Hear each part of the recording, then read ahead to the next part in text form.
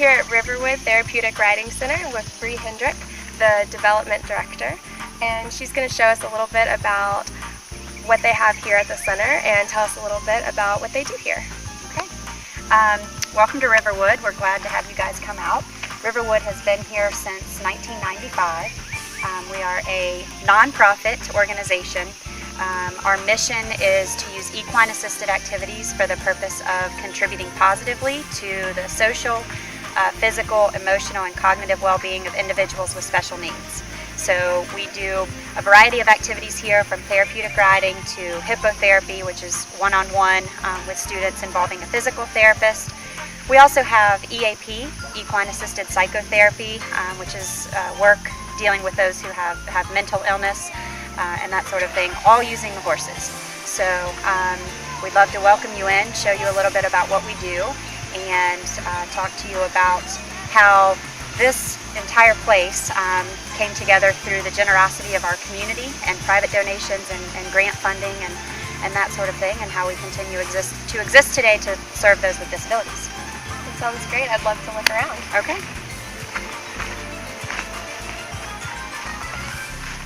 As you can see, we have a therapy session going on right here in the outdoor arena. The student that I was working with today has a lot of issues with core trunk control and core strength. So as you can see, she was really moving around a lot, and she wasn't, that was both her moving and the horse moving her. Hippotherapy uses the movement of the horse to influence the rider. So by having her ride Fitz, that's the name of the horse, Fitz likes to start and stop a lot, which is really good for her because every time he stops, it makes her engage her quads, her abdominals and her low back, so she can stay upright. Just like when you're in a car and you step on the brakes, you feel that acceleration, deceleration.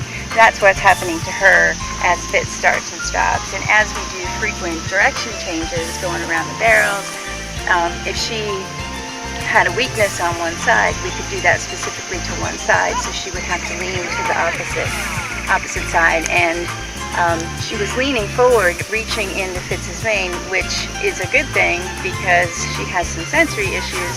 So her interacting with him and putting her hands in his mane is a good thing. A couple of times I tried to get her to sit up because she was reaching down to put things in her mouth. So instead of her reaching down, I was bringing the toy up to get her to sit up straight and tapping her on her back to get the muscles to work in her back. She gets to work, again, her core and her legs and her hip strength and all that. The horse's movement is within millimeters of a normal human gait. So I can stand with her and I can place her feet and I can simulate walking, but she can't feel walking until she's sitting on that horse. She knows she can feel what it is to move her hips and move her trunk opposite each other, just like you and I do when I walk, and you can't teach that. We're here at the barn where the horses are kept in their stalls, and she's going to tell us a little bit about the horses here at the farm. We currently have about 13 horses, 3 of which are pretty close to retirement. We have 10 active therapy horses that are working right now. The interesting thing about Riverwood, for one thing, the horses are the true teachers. We always say that the instructors and the therapists were sort of the facilitators to the real work that the horses are doing for those with disabilities. So, of the horses that come here to Riverwood, they do go through pretty rigorous testing to ensure that they're going to be able to fit into the program and to do the things that are required of them. They're amazing. This is Tony. Tony is the biggest horse on the farm. He's a Belgian Draft.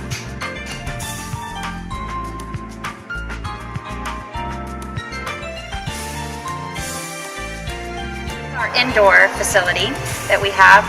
This came about several years ago. Again, it was something else that was donated through the community, through grants again and foundations and private donations, and folks who came together to provide all of the building materials and supplies that we needed. Previously, we just had the outdoor arena. So with this indoor facility, we're now enabled to do lessons and therapy sessions year-round, regardless of the weather.